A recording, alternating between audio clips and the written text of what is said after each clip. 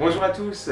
Comme vous le savez, un café doit être moulu à la minute si vous voulez vraiment avoir un café d'excellence avec tous les arômes qui s'en dégagent. Et aujourd'hui, nous allons voir comment choisir un moulin électrique. N'oublions pas que les moulins électriques sont vraiment pratiques lorsqu'on a très peu de temps et nous permettent d'avoir une mouture de qualité pour avoir le meilleur des cafés. Cependant, il faut choisir encore le bon en fonction des méthodes que vous utilisez.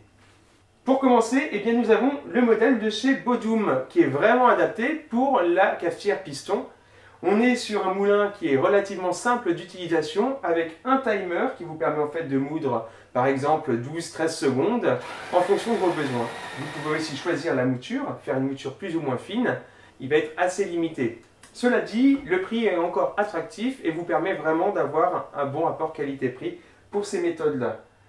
Si vous désirez faire du filtre avec plus de précision, eh bien là on va aller chez Baratza. Je trouve qu'ils ont des produits exceptionnels et on est vraiment sûr de la qualité. Effectivement, si vous êtes fan de Chemex, de Hario ou bien de l'origami, que vous êtes exigeant au niveau de la mouture, eh bien partez là-dessus. Il ne fait pas de grosses particules, ni de particules trop fines qui vont venir colmater le filtre.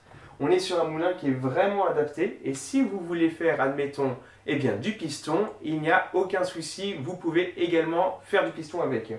On aura une mouture qui arrivera aussi à une finesse suffisante pour un petit percolateur vraiment de base, mais ce n'est pas recommandé.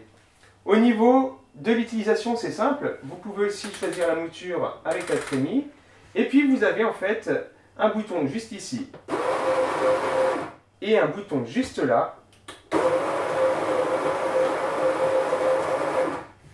À vous de voir, soit vous restez appuyé et vous faites votre mouture, soit vous déclenchez le on puis le off quand vous avez fini.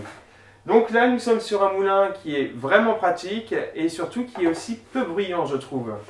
Pour ce qui est de l'espresso, ça nécessite une mouture fine et régulière, beaucoup plus d'exigence. Nous allons rester dans la marque Baratza avec le modèle CT30. Effectivement, il est assez simple et intuitif. Nous sommes sur un timer, donc à vous de choisir la bonne quantité. Par exemple, là, je vais mettre 1 seconde 82.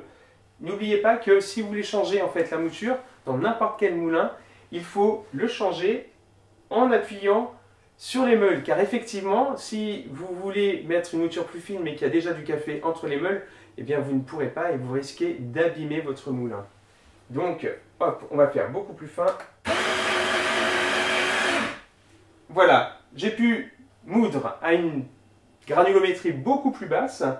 Et là, cette fois-ci, je vais pouvoir faire eh bien, ma mouture. Hop.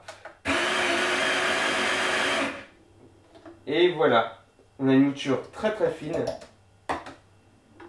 qui est parfaitement adaptée au percolateur.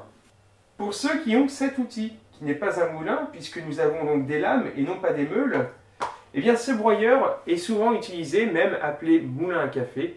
Vous pouvez malgré tout l'utiliser. Cela dit, vous serez assez limité dans les préparations. On sera plus sur des cafés piston, voire à l'italienne. Et je vous invite en fait à procéder par à coup, de façon à ne pas brûler votre café. Car effectivement, les lames vont tourner très très vite, vont cisailler le café, l'échauffer. Et si on les chauffe, il y a une perte aromatique. Donc, il vaut mieux y aller par petits à-coups afin d'avoir la mouture adaptée. Ça dépanne bien, cela dit, nous vous recommanderons, quoi qu'il arrive, des moulins à meules. Désormais, vous en savez beaucoup plus sur les moulins. N'hésitez pas à venir nous voir en boutique pour les essayer ou simplement pour jeter un coup d'œil. Maintenant, à vous de choisir le bon.